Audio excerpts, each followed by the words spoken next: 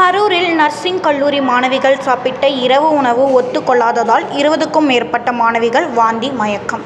தனியார் மருத்துவமனையில் அனுமதிக்கப்பட்டு சிகிச்சை பெற்று வீடு திரும்பினர். கரூர் மாநகராட்சிக்கு உட்பட்ட ஆச்சிமங்கலம் கிராமத்தில் தனியார் நர்சிங் கல்லூரி செயல்பட்டு வருகிறது. இந்த கல்லூரியில் சில மாணவிகள் விடுதியில் தங்கி கல்வி பயின்று வருகின்றனர்.